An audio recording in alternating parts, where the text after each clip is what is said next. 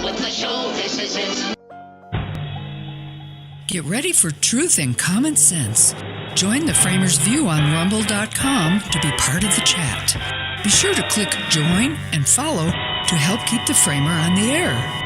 Watch the replay on theframersview.com or rumble.com. Welcome to Framers View. It is a beautiful day in the neighborhood, as Mr. Rogers would say, and thank you for being here. Man, you know, I got to start the show. Last night we were watching TV when the news came out about the crash, and you know, that puts a damper on a lot of things, a lot of good things. There's 60-some families that are suffering today. And I don't know how to say it any way than that. It's incomprehensible what that would be like. You know, when you lose a loved one instantaneously, you find out about it. In many cases, you find out about it on the news. Imagine if you happen to be, you know, one of the parents, loved ones, wife, husband, children, watching TV and seeing that flight from Wichita crashed in D.C., and you knew that dad, brother, mom, sister, whoever it was on that plane. I can't imagine, cannot imagine it. We'll talk a little more about that as the show goes on. But thank you for being here. Hey, do me a favor, click on follow, click on like, click on Klingon, Star Wars. Anyway, thank you for being here, like I said. Listen, there's a bunch to do today other than just this tragedy. I've been watching this tragedy. There's another tragedy that's going on, and that's the Senate hearings with Kash Patel. Cory Booker is clearly one of the most obnoxious human beings ever. We've known that for a long time. But he's proven himself to be the king of that. You know, if you want to know that information, you should have read it a long time ago and confront me with it. But oh, by the way, I'm not answering you because I'm not allowed to. And you know that. I wish he would have been a little stronger with that, but I have to remember that he's also trying to get confirmed. You have to keep your cool. I don't have to keep my cool. What do you think? So, anyway, we've got a lot of things to talk about. Our families are working against families, a very different thing from losing family members. Bad people informing about bad people, which I don't know how those things happen, but they do. We got proof that Liz Warren is a complete idiot, and that's coming up soon at a theater drive-in near you. Tim Kaine is proving he is not the Rain Man.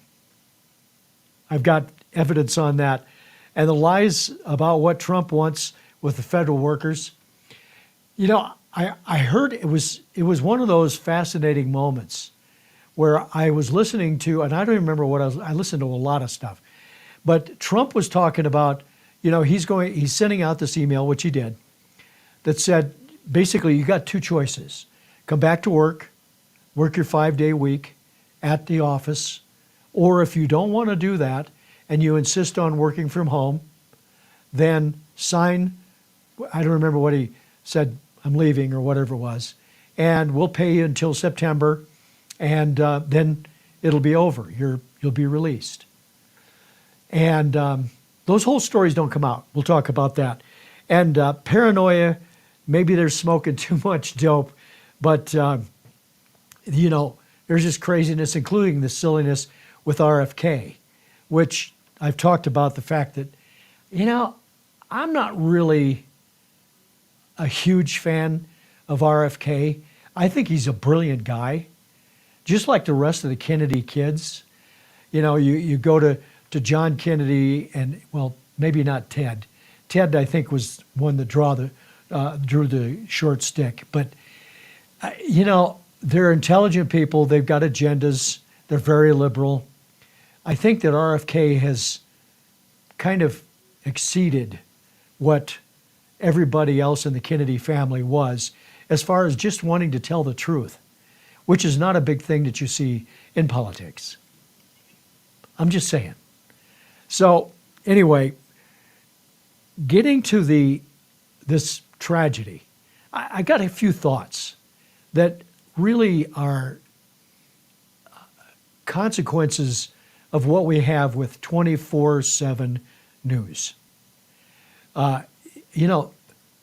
This event happened, and I'm going to go back to long before we had cell phones, long before we had cameras and cell phones, long before we had 24/7 news, long before we had news people every 10 feet in the United States, long before all those things.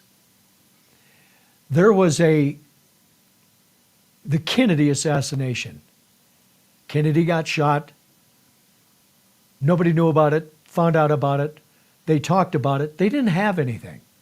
They didn't have any film. They didn't have any evidence. They said, Lee Harvey Oswald, there's a guy that's running away that was up in the library, and that's all they knew. And they did some of that story, and in fairness, they did push it way, way far, which is part of the news cycle and process. But they didn't go so far as they are now. Now you've got all of the pundits, all of the, we'll call them experts, all of the people that are involved with error, involved with terrorism, which involved with Wichita and DC, and all the people that fly and experts, and then the news people that don't know anything. And Marie said to me last night as we were watching it, we were watching something, and of course they broke in with this story. And she says, that's not what they're saying. That's not what was said on this other channel, because we were flipping through channels to see what the news was. And I said, this is something that I learned years ago when I first got into the fire service. And, you're on a big call, maybe a big traffic accident that's backing up traffic, or a fire. Wildland fires are notoriously poorly reported at the beginning. You hear the POI, which is the information officer, the public information officer, and they come and they report to the press. And then you hear the stories from the very people that were standing there that was getting the information from the POI. And you just think to yourself, how did they write that story after what they were just told? And I said, we're not going to know anything for the next 2 or 3 days. We've got all this technology to talk about what happened and what we think occurred. But the truth of the matter is, we're not in a position to be able to present the information in an accurate way with everything that they have, because there's been no investigation yet. We know 2 planes crashed into each other. Nobody's talked to the traffic control people. Obviously, we can't talk to anybody that was in either one of the helicopters and plane. We don't have anybody to talk to. There's people that saw things. There's people that were driving down the street that saw this flash of light, but they don't know anything.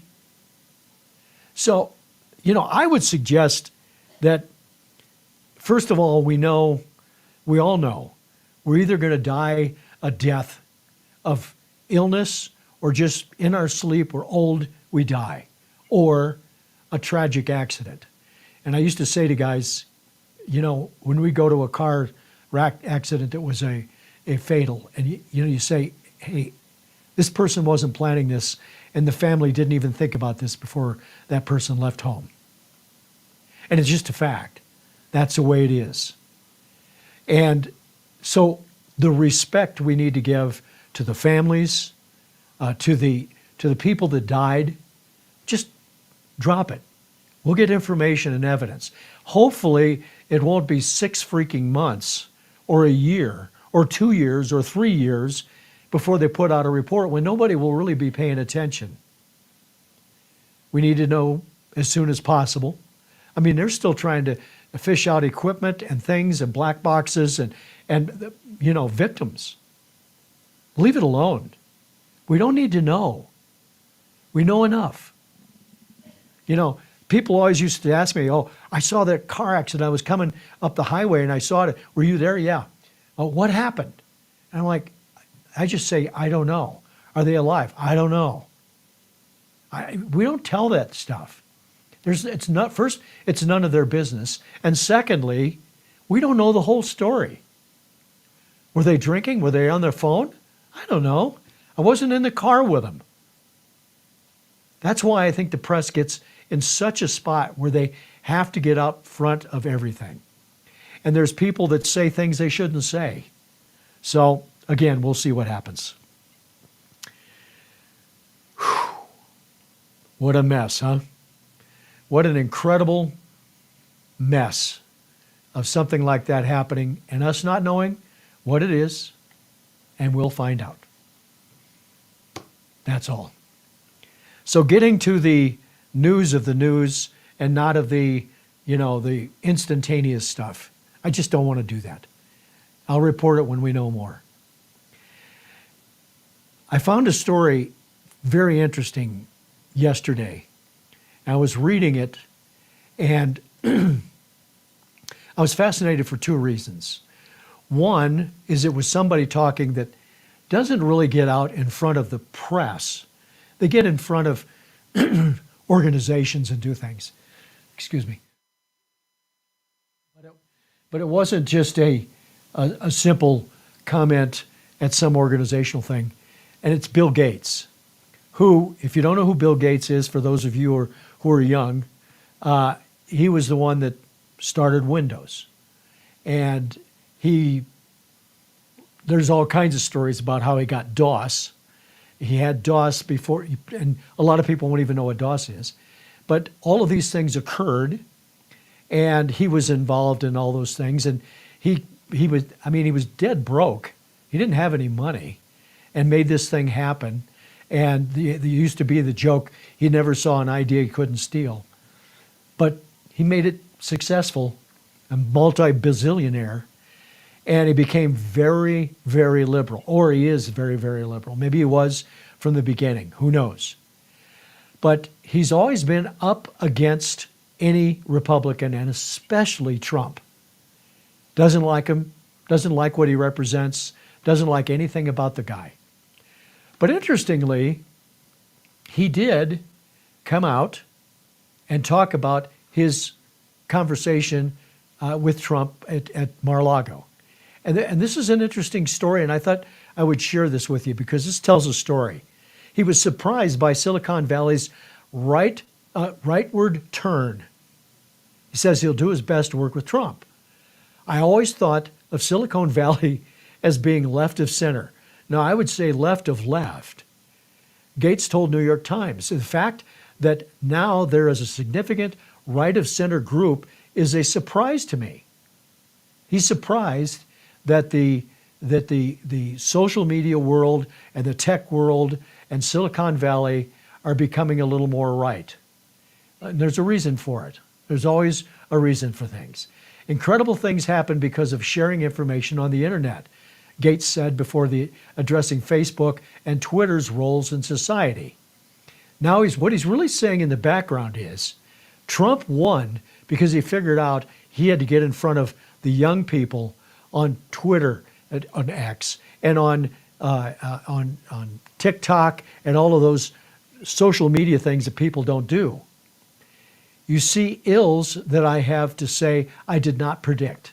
He didn't predict it. Of course he didn't. Gates spoke to the Wall Street Journal about his meeting with the president and said he left the meeting impressed. I felt like he was energized and looking forward to helping to drive innovation. I was frankly impressed with how well he showed a lot of interest in the issues I brought up. Isn't that interesting? So what he's really saying is, first of all, I never knew who this guy was because I never paid attention to him and I hated him.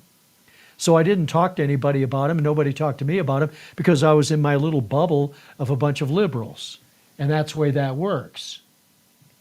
So here we are with somebody that, in fairness, very powerful in the background, a big environmental guy and a big all of this liberal stuff.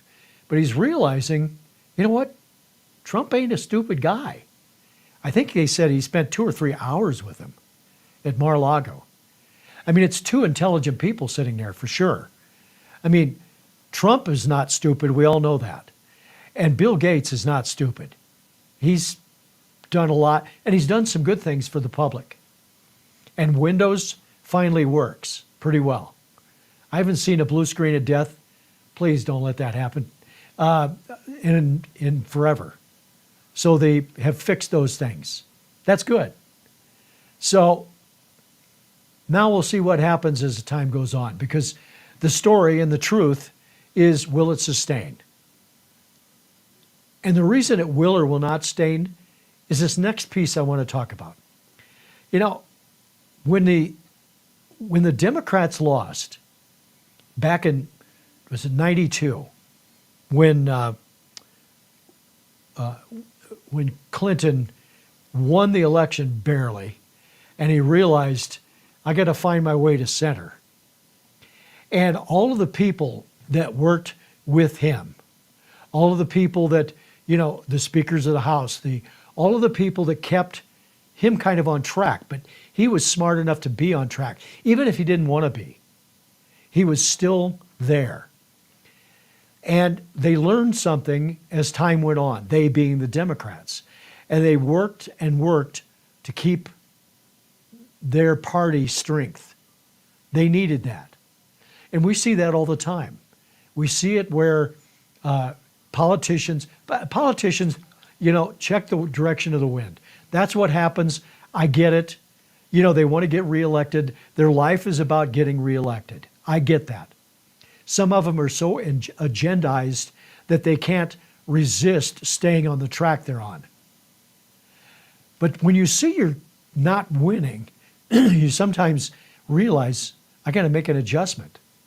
Well, now we've got Dems who just can't do it. They can't understand that they lost for a reason other than somebody stole the election. And, you know, I mean, Stacey Abrams down in Georgia still thinks she won the election from what, 8 years ago for governor? I mean, they just can't let go. I mean, even Trump finally is just, you know, every once in a while it squeaks out of him, but, you know, he's accepted the fact that he lost, at least publicly. But now we got the Dems talking about their senators and congressmen that are doing bipartisan work and how they are going to destroy things. They don't understand. Sometimes it makes sense. And this is about the Lakin story and the bill that Trump signed. Democrats who helped pass the Lakin-Riley Act failed their first test on the second Trump era, which means say no to everything. On Wednesday, Trump signed the Lakin-Riley Act.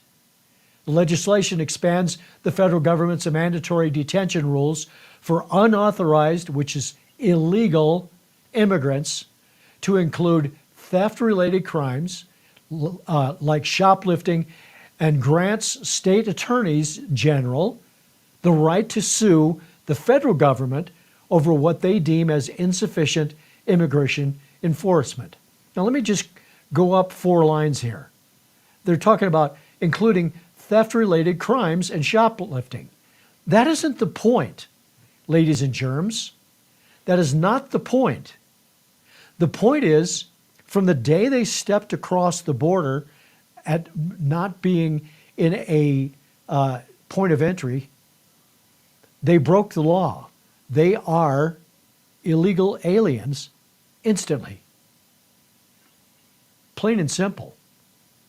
And so all of this, well, you know, they're going after them because it's just, you know, they just stole something. They just did some shoplifting. Well, guess what? That may be a crime. The first crime was crossing our borders illegally. And who knows who they are. The bill named after the Georgia woman killed by an undocumented illegal immigrant, tracks with Trump's tendency to politicize murderers. But what does that mean? This is from MSNBC, of course, and has been used by right-wingers to engender racist anger toward immigrants. I have no anger against anybody that works here that's legal. I don't care what shape, size, color, weight. I don't care. If you're an immigrant, great. Are you becoming a citizen? Are you a green card? Did you do it? Come through the right channels? The bill received bipartisan support in the House and the Senate, despite civil rights groups and various Democrat lawmakers highlighting its risk of increasing racial profiling and suspending due process for people accused of crimes. So we're ignoring the facts here. The fact is, number one, that this when they say the profiling and suspending due process is for American citizens. These people are illegal and have been here and are taking our money by going to emergency rooms, by going into, because they can't get into doctors, using that because they don't have health care. This is the problem. And due process is an interesting statement, but it doesn't make any sense. They need to go away. That's the point. Illegal aliens need to leave. They're not going to leave on their own. We know that. They are not going to find their way to their former countries. And I get it. I've been to Mexico. I've been to other countries where we could call it not a great place to live. But there's some doors on the southern border and the northern border. I was up in Kent, Maine, which is clear up at the top of Maine, right at the Canadian border. There's a bridge, a little bridge, that you go across from Canada to the United States and vice versa. And there's people there that are receiving people coming in. And you can come in and declare and do your thing and fill out paperwork and do it the right way, or sneak across the border and you're an illegal, and that ends it. That's the end. So we'll see what happens. We'll see what goes on as time goes on and dims. Will they learn the lesson or not? I have some evidence next that will tell you they're probably not going to learn. You know, one of the most powerful political families, without question, is the Kennedy family. They have been, I mean, when you consider how long they've been, we'll call it irrelevant as far as political power and who they, Ted Kennedy was the last elected in Senate person. Well, of course, when he was driving across bridges in Maine. But aside from that, Kennedy family has not been dominant around the world for a long time, but they're still a powerful family. And of course, Jacqueline Kennedy and John Kennedy and the whole, king and queen concept and the way the press just fawned over them was powerful. And when he was killed, it was devastating. It was devastating anyway because it was a president assassinated. But the press that was probably one of the first times that the press really went over the top before John Kennedy was killed, and just fawning over these people. But that's what it was, and that's the way it worked. But there's children that have come behind that. And John Jr., of course, died in a plane crash. Caroline Kennedy, who is a true bleeding heart liberal, had some comments about RFK. Her nephew, let's see, her uncle or cousin, I'm not sure, I'd have to think of that linear process of that genders, the process of the family. But definitely close family member. But she had some comments about this, and this is on News Nation. Watch this. Chris Cuomo, who is a liberal for sure, and Laura Trump, who's not, and talking about, which is a fascinating conversation here, from Carolyn Kennedy about RFK. I would describe what we just watched there as part of that political game. There is no doubt that the reason Caroline Kennedy came out with this video in the time frame that she did was because she was probably encouraged by the Democrats to do it. Look, they are trying to character assassinate RFK Jr. before his confirmation hearing. They're trying to figure out ways to fight against the Trump administration. This is a president who was elected with 312 electoral votes, the popular vote, all 7 swing states, and a mandate from the American people. The folks he has beside him in this administration really matter to him. And one of the very important people that he has chosen to serve alongside of him is Bobby Kennedy. And I think that this is disgusting to see, quite frankly, but it shouldn't surprise anyone. Maybe it's surprising because it's the Kennedy family. But how will it affect things? I don't know that it will at all. I think that everybody should watch the confirmation hearing, listen to the answers that he delivers, and take them at face value. I'm sure the senators have a lot of questions they're going to ask him. They're going to push him on a lot. They've done that for every single one of the folks that we've seen thus far. So I don't think it'll be any different. I do think the American people are fully behind what he wants. Yeah, and I agree with that. It's, this has been an interesting process of these hearings and advice and consent concept with the senators, which really is, it's become so divided, so incredibly divided in the way of, it doesn't matter if you're a Democrat, you're just against them. If you're a Republican, you're for them. Although the Republicans don't stick together quite like Democrats do, really not by any stretch. But the point is that, watching Cory Booker with Kash Patel, watching some of the people, I'm going to show you 2 different videos that are fascinating about working with RFK and the stupidity that's involved in this. And when you see this stuff happening, you have to know that, first of all, they hate that RFK, they think he became a Republican. He's not a Republican. But that he went to the other side, he went to the dark side, and he got there, and now he's trying to change things. And this first video I'm going to show you is with Pocahontas, Liz Warren. And Elizabeth Warren is so deep in corruption in so many things, and everybody knows it. And it's hard to understand this, so I want you to understand. At the beginning, when she said she started denying what he was accused of, he was accusing her of trying to stop him from investigating pharmaceuticals, Big Pharma. And it's hard to hear this because of the way there was chatter back and forth.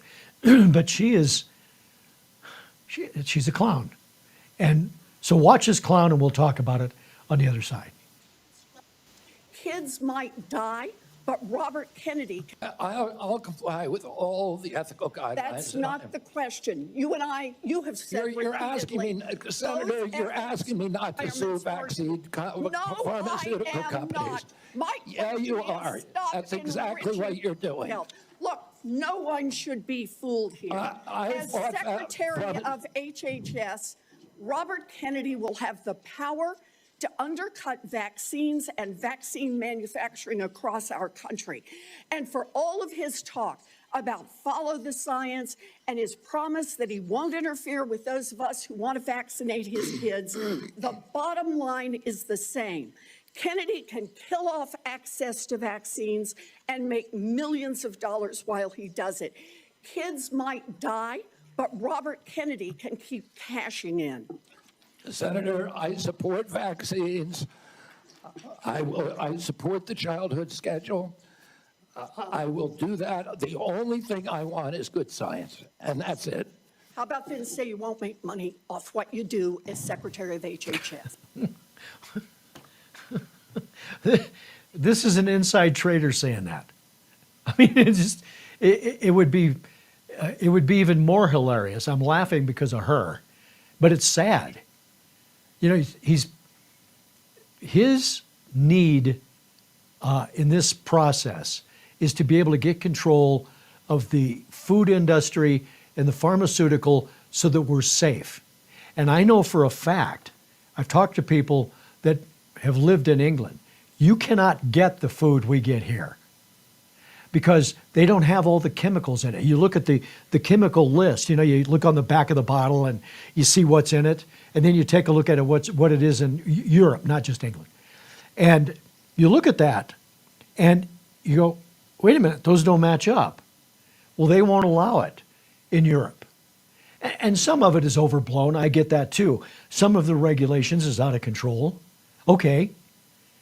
But I think what he's trying to do is make it a safe environment, especially for the kids, because if we can protect the kids early and not get them involved in bad stuff at the beginning of their life, as far as what they eat, then we'll be better off on the long term. And that's what he's trying to do. But there's also this, I guess, craziness pushback, not guess, it is craziness pushback about the fact that what he's trying to do and his vaccine issues. You know, the mRNA, which was the foundation of what the COVID vaccine was, has been around for a long time. But they have to scientifically engineer it for the purpose of COVID. That was done in a very fast way because from everything we were being told by Fauci and CDC and all the people that were working with the pharmaceutical companies to be able to make billions of dollars, we had to make something happen quickly. And we did. Did the vaccine work? I don't know. I got the vaccine twice. I got sick, really sick from the vaccine, and then sick with COVID. Not as near as bad as it was with the vaccine itself. And what does that mean long term? I don't know. Nobody knows. And that's the point that RFK is trying to make. We didn't have enough time to know what's going on. It's called preparation. And we both know, as we watch this, you and me know that you cannot plan for what COVID is. If the Chinese would have told us they were releasing the COVID virus, the strain, well, we could have done something about it, but that wasn't their purpose. But that's where we are today. They ignore the facts.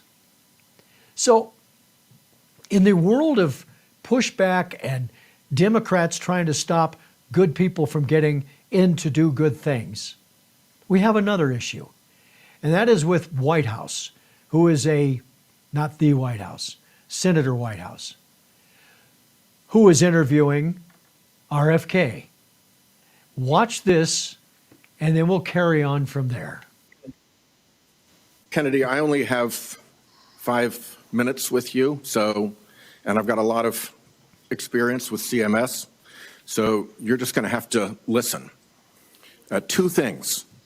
One, if you want to move from advocacy to public responsibility, Americans are going to need to hear a clear and trustworthy recantation of what you have said on vaccinations, including a promise from you never to say vaccines aren't medically safe when they in fact are, and making indisputably clear that you support mandatory vaccinations against diseases where that will keep people safe.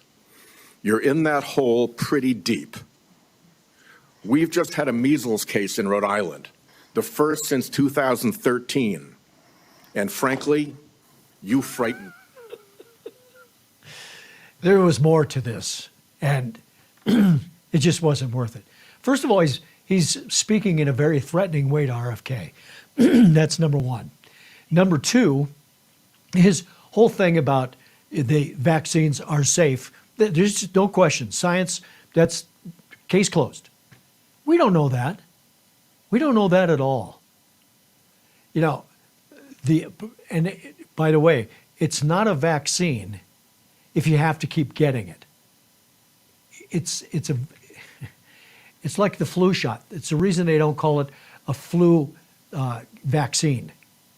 It's a flu shot. that they look at what the predicted flu epidemic will be for the next year. They guess at it. They're pretty good at that. They plan and prepare a shot that will protect you from the flu. And you may get the flu, but it won't be as bad. That's the way it's been forever. The COVID shot wasn't a vaccine.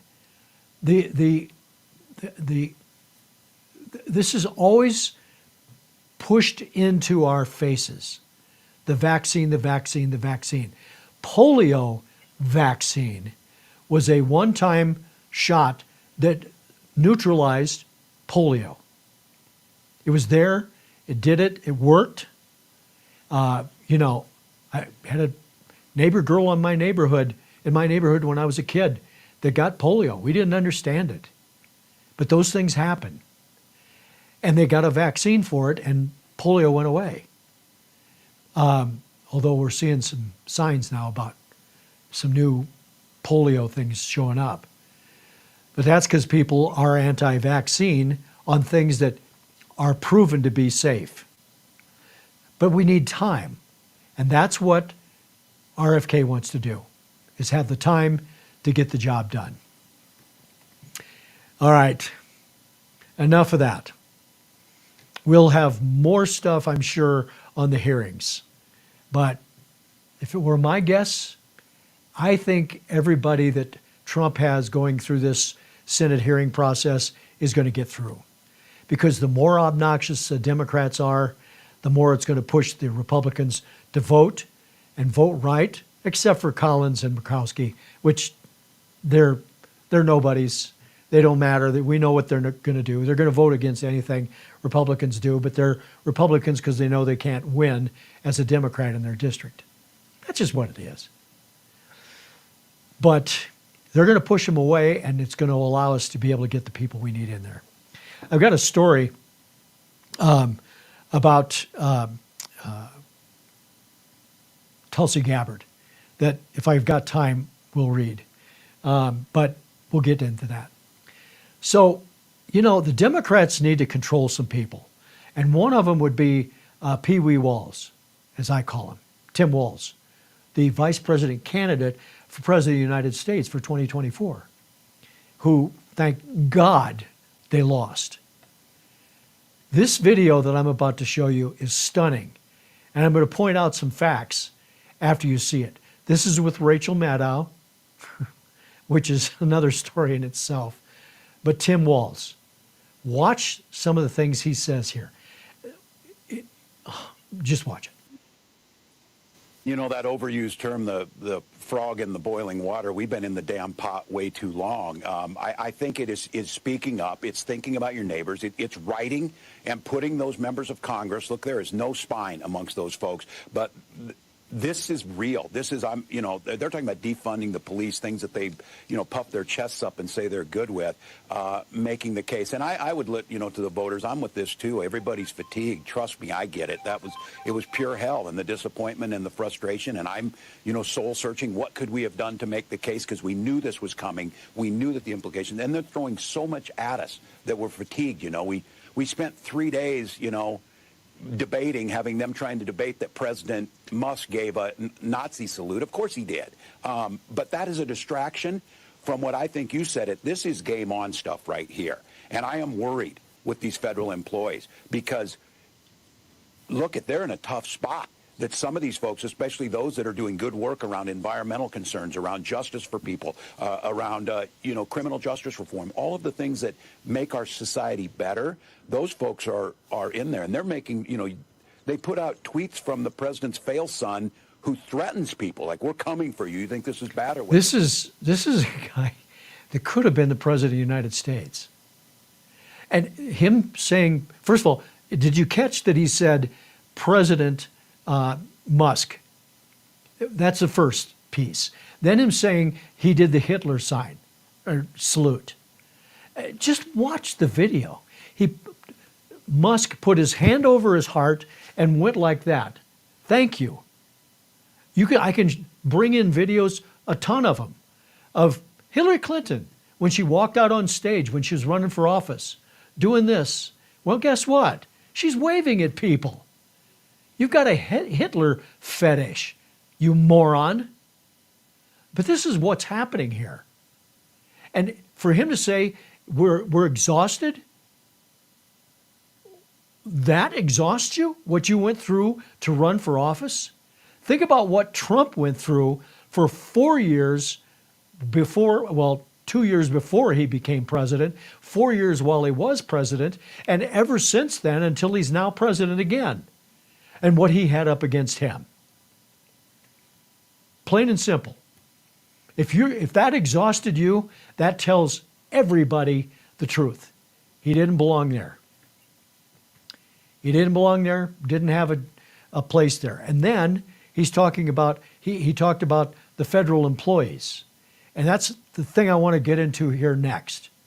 And this federal employees losing their job story. And oh my God, they're not going to have a job.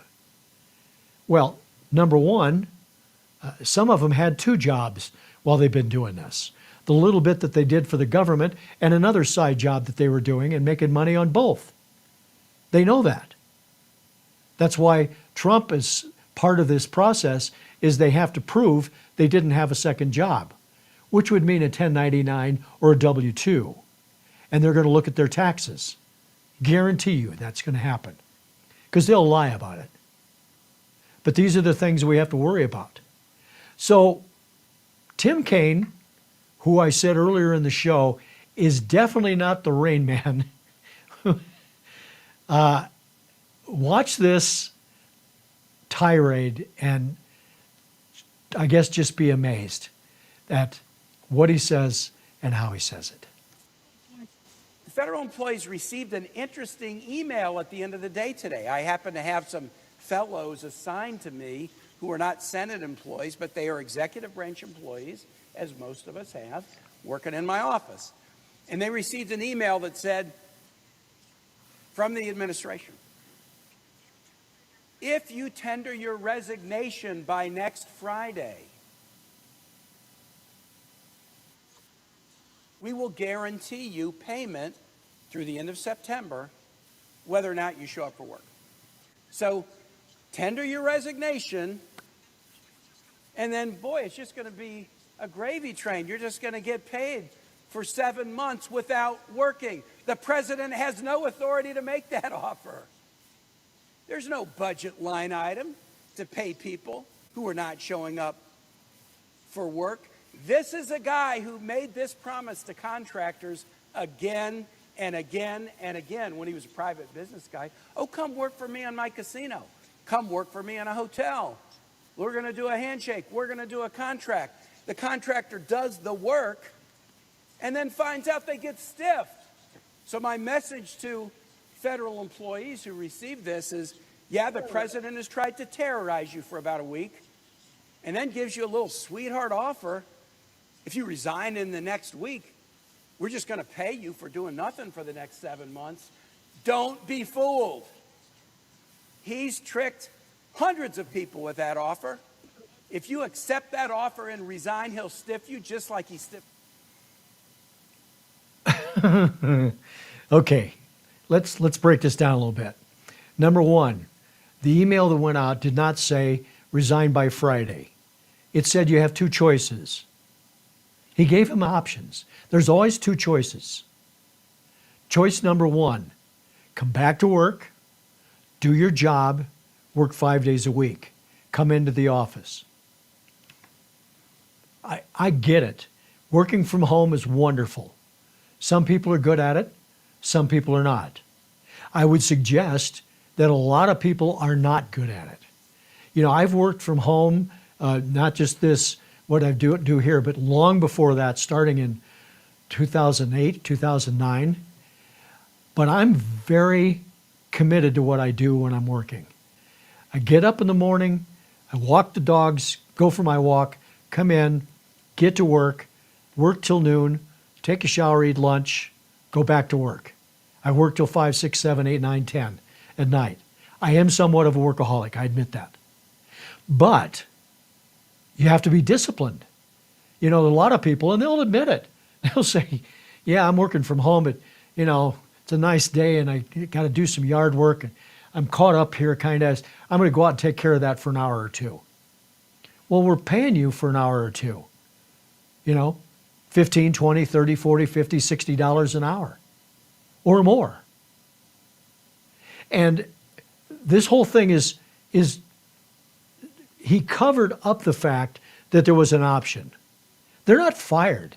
They're not told they have to just say, yes, I quit. They have an option.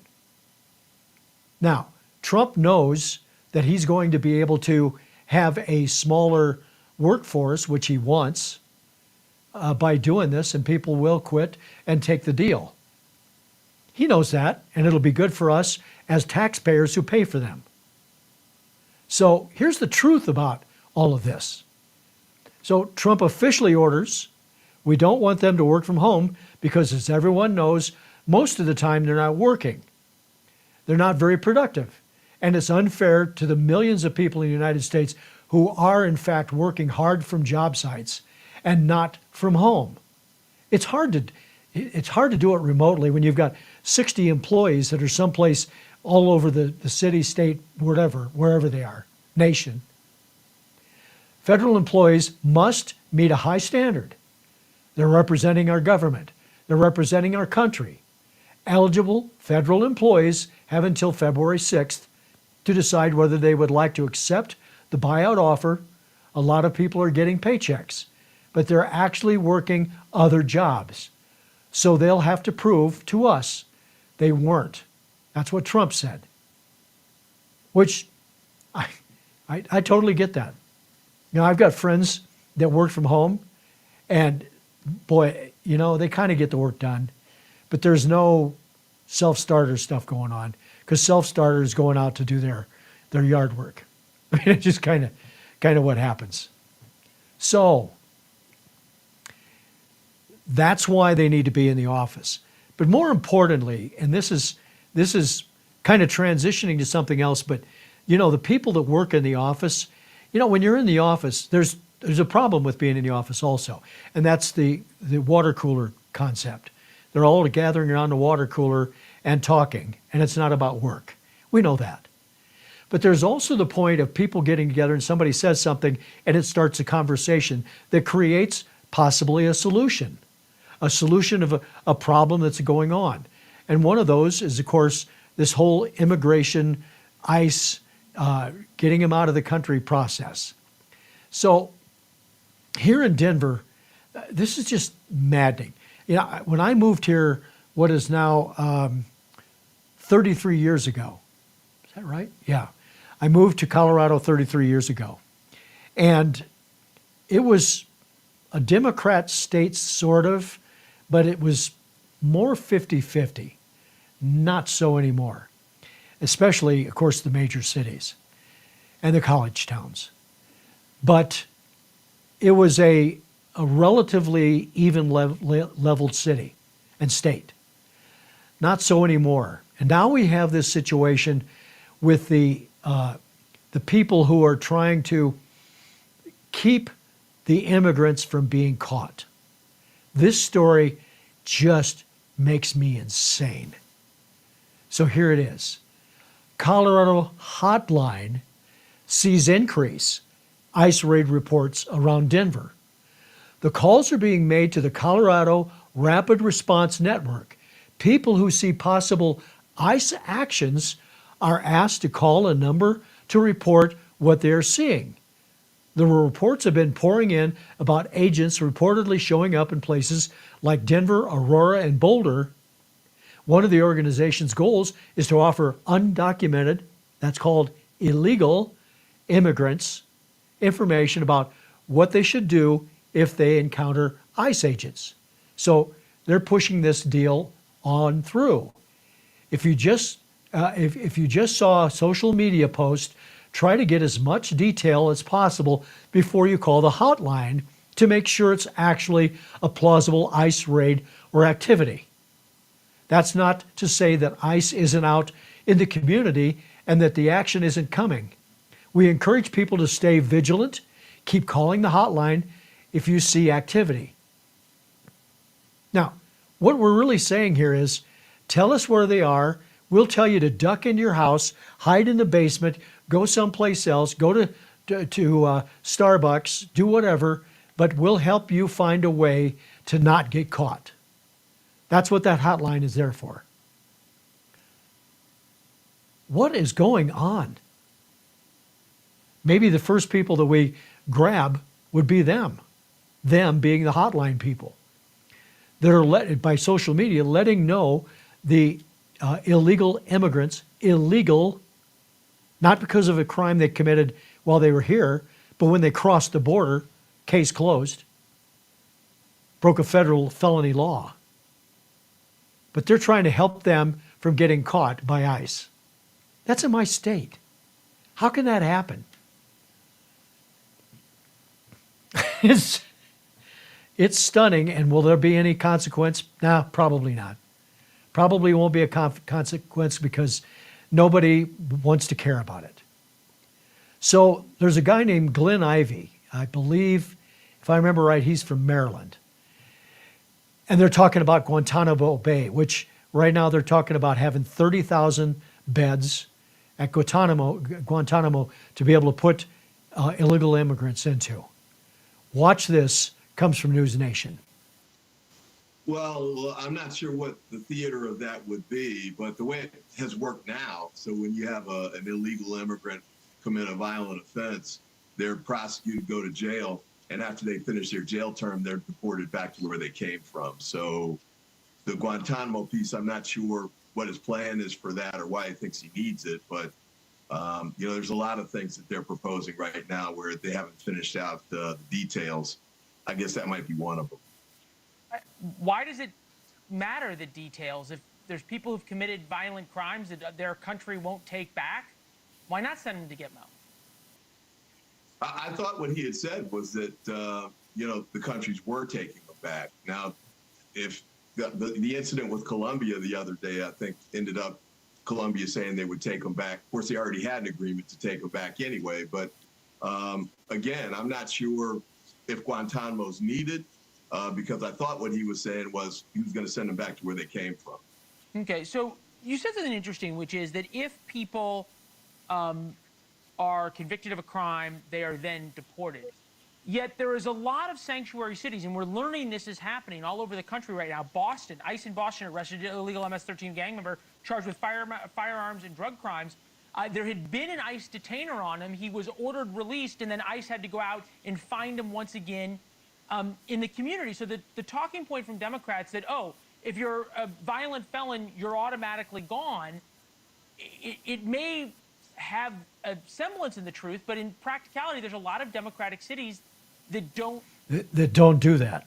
I cut that off accidentally when I was making the video. It's so clear that they don't even get it. We're getting thousands of immigrants that are illegal, that they're taking the worst of the worst first. I think Tom Homan called it worst first. And they've got to have a place to put them because they have to process them. We can't just grab them and put them on a plane and go. There has to be a process. We have to have record of what we've done. We have to have all the information that we need. They don't have any rights here. They're illegal. They came to this country. They're not citizens. They have no rights. Those who came across the border and did it the right way pretty much immediately have rights. They're not citizens yet, but they do have rights. The people that just broke through, it's kind of like if somebody robs a bank, just because they're citizens, they don't have a right to do that. And if they shoot at you, you're going to die probably. Well, in this case, they came across the border. We've caught you. We're sending you back. But we got a lot of people to take care of. So Guantanamo Bay is a great opportunity to put them someplace. This idea of putting them in jail, have them do their time, and then send them away. Why are we spending that money? Why? Makes no sense. Makes no sense at all. So I wanted to, before I get to the final story, I've got one story here about the FCC. The FCC has got a new appointed person. His name is Brendan Carr. So he was appointed Monday by the president. He plans to reverse the dismissal of presidential election complaints against ABC, NBC, and CBS, but not one against Fox. We'll talk about that in a second. So the move means that the complaints against the three networks can be adjudicated on their merits. So one complaint said ABC News favored Vice President Kamala Harris during the presidential debate, which was true. They just ran over Trump in that debate and didn't allow it to be a balanced debate. Another was how CBS News edited an interview to make it work for Harris. And then third one was complaint about Harris's appearance on Saturday Night Live because Trump didn't get equal time. And that's true. And there is a federal election law that states that if you're on television, equal press is required. So if CBS does, in an election period, an hour of a Democrat, it has to be an hour of Republican. And they have to keep track of that. It's a law. Well, this thing with Saturday Night Live was unbelievable, and they didn't allow Trump to have his time on the show. Maybe not that show, but another one. That was wrong. So the complaint against Fox for 2020 election coverage will not be brought back because that was an opinion. That was an opinion of an election that didn't look like it was legitimate. So it wasn't an action to eliminate people from their rights, which was the same with ABC, NBC, and CBS. So there again, we have to know the whole story. Will anything come of it? Who knows? Don't know. I know that Pam Bondi is not going to just do the will of Donald Trump. She is not that. She's going to do the job that has to be done based on laws. So we'll see what happens. All right, final piece of information. Mike Johnson, who is the Speaker of the House, powerful person.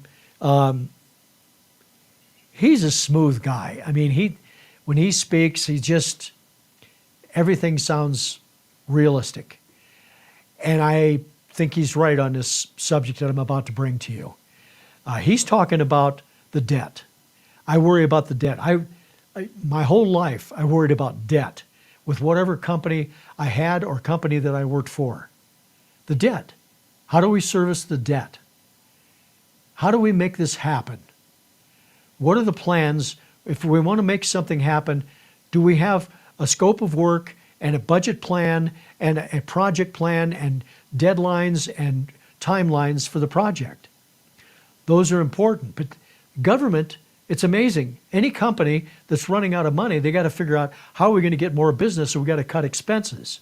The government doesn't do that. They just turn on the printer, print some more money. That's the way it works.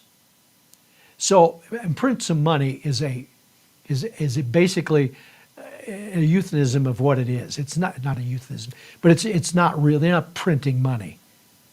They're just making more money available electronically. So this story is Mike Johnson talking about the debt. We'll talk about this on the other side. The number one threat to our nation right now is our debt. It's not China, Russia, Iran, or North Korea, it's the debt.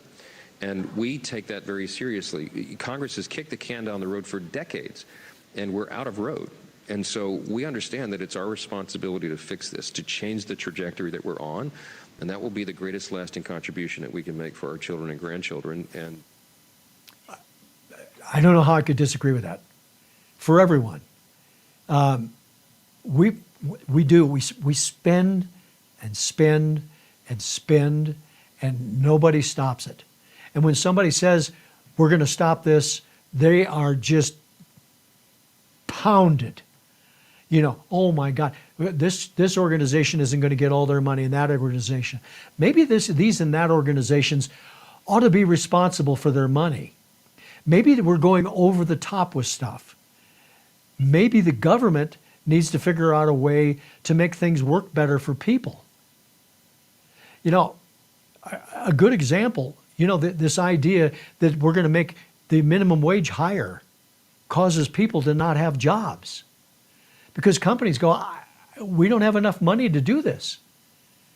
Our budget, our deficit, our income, our revenue is not big enough to support for the amount of business that we do with the number of people that we need to have working. So they either close or they reduce their services, which makes them end up closing because they did bad service. It's a vicious circle. We can talk about this more later, but I just wanted to bring that out because Mike Johnson made a great point. We got to get our money in order. If we have a big problem that occurs, we have a big problem because we don't have enough money. All right. I'll be back tomorrow. It's a Friday tomorrow, and we'll do it at 1 o'clock Eastern Time. That's generally when I do it. It's definitely when I do it. So I'll see you then. Until then, have a great day and carry on. Thanks for your support. Join the Framers View Monday through Friday at 1 p.m. Eastern.